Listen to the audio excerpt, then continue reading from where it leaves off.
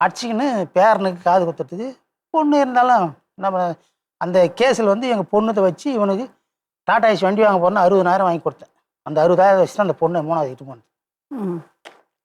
நான் வாங்கி கொடுக்க மாட்டேன். அந்த முதல் சம்சாரம் எல்லாருக்கும் வாங்கி மின்னு கடன் கொடுக்குறேன், என் பிள்ளைக்கு கொடுக்கணும்னு அது பிரச்சனை வந்தபோது என் பொண்ணுக்கு போட்ட நகையே வாங்கி வந்து 40,000 வச்சேன். 20,000 கடன் வாங்கி 60,000 அதை எடுத்துன்னு தான் அந்த பொண்ணெல்லாம் இடும்.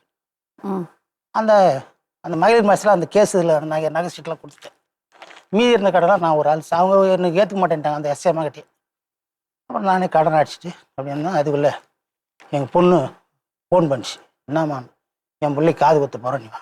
என்கிட்ட ஒன்றும் இல்லைம்மா, நானே வெறி ஆளாக்குறேன், நான் வந்து என்ன பண்ண போகிறேன். இல்லை நீ வெறி ஆளுனா வா, நான் போக முடியுமா அம்மா, வெறி ஆளை போய் ஒரு பேர பிள்ளைக்கு காது குத்துறதுக்கு நான் வெறி ஆளை போய் நிற்க முடியுமா. அப்புறம் என் கையில் ஒரு 10,000 வச்சிருந்தேன். இப்போ இந்த 2வது சம்சாரமாக இருக்கிறவங்க அவங்க வந்து அங்கே வேலை சேர்ந்தாங்க. அப்புறம் ஒருத்தர் வேலை செய்கிற இடத்துல பழக்க வழக்கம். அப்போ அம்மா காசு இந்த ஒரு 10,000 கொடு காது. இல்லைண்ணா என்கிட்ட எங்கள் அம்மா சம்பளத்தை வாங்கி போயிட்டாங்க, நகை வேணுமா வச்சு கொடு, அது 10,000 வாங்கி காது அனுப்பி